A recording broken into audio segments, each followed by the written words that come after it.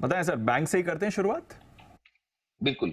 पहले कोटक बैंक, क्योंकि ICICI bank ने मैंने आज स्टॉक ऑफ द डे के तौर पर दिया है, तो वहां पर आप थोड़ा सा इंतजार कीजिए।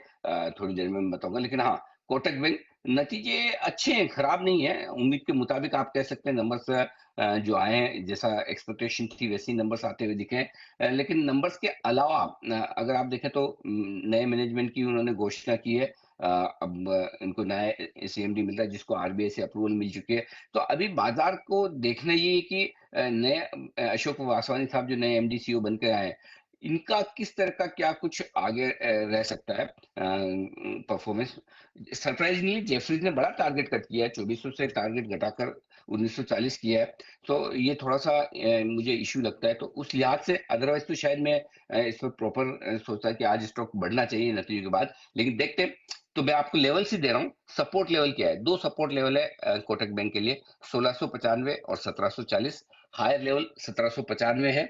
1800 के ऊपर निकलकर बंद होगा तो फिर नई तेजी बनेगी, अदरवाइज नीचे दो लेवल तक फिसल सकता है, जो कि 1695 और 1740 मानकर चले। इसके अलावा L N T finance results उम्मीद से काफी बेहतर हैं।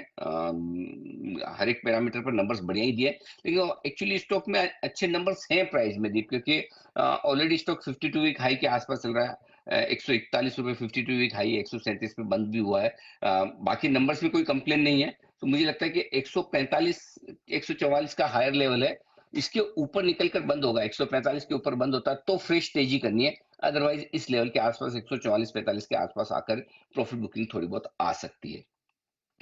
तीसरा रिजल्ट है आपका मजबूत वाला, वो है आरबीएल बैंक। बहुत ही स्ट्रॉन्ग क्वार्टर है, हर एक पैरामीटर पर बहुत बढ़िया नंबर्स आरबीएल बैंक ने पेश किए हैं। इसमें कोई डाउट ही नहीं है, मतलब आरबीएल बैंक से इतने मजबूत नंबर्स की उम्मीद थी नहीं एक्चुअली बताएं तो। बेस्ट एसेट क्वालिटी और रिटर्न रेशियोज है। 16 क्वार्टर के 16 तिमाहियों के सबसे बढ़िया रिजल्ट इन्होंने पेश किए हैं। एसेट क्वालिटी इंप्रूव होकर आई है।